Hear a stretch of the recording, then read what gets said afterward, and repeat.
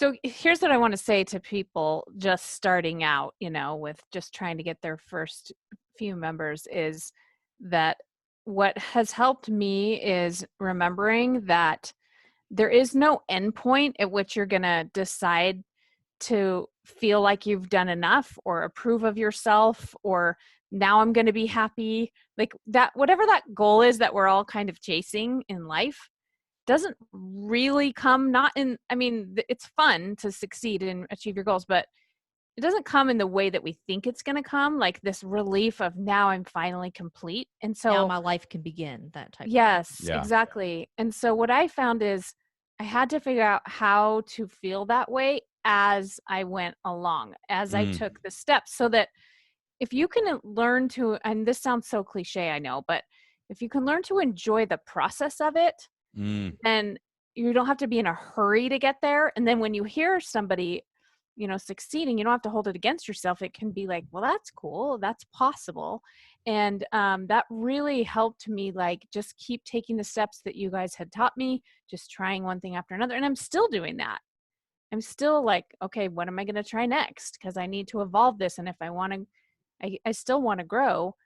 Am I going to hire people? Am I going to keep doing all these calls? Like, it's a constant game of like reinventing, and because you're constantly marketing, right? Yes.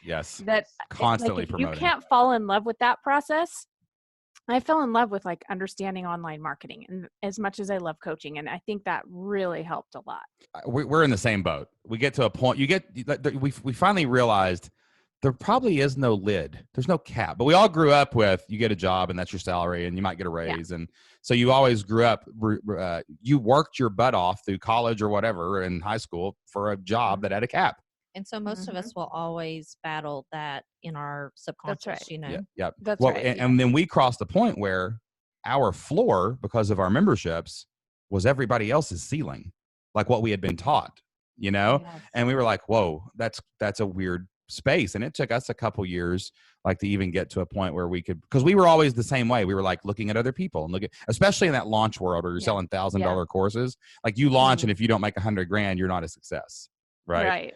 But if a membership, I can just give myself a raise every day, maybe get one more member every day. That'll work. Right. And then we developed a philosophy that we call consistent, prolific, and relentless. Like if I can pick one thing and do it consistently, like we podcast and we do a really good job at it. And like, that's our thing. And we're going to podcast. Yeah. And if we can prolifically share the podcast every day and write emails to our list every day, well, I can control that. I can control if I get up and write an email or post on Facebook. I can control that. And then if I relentlessly follow up with every possible person that even reaches their hand in the sky that says, I'm slightly paying attention to you, good things will happen. I just got to keep doing that over and over and over again. And I think that's where we're at right now. And then it's just a matter of what tools do you need to keep that action going as everything like gets a little bigger. Like we had a collapse last year right before our live event. We did a live event in Lexington, Kentucky. We had 100 people that had paid like $1,000 to come to Lexington. It was a really big deal. And like we were just horrible leaders and we had hired the wrong people and we didn't understand the tools we needed to manage a feat that big or a community as big as we were getting.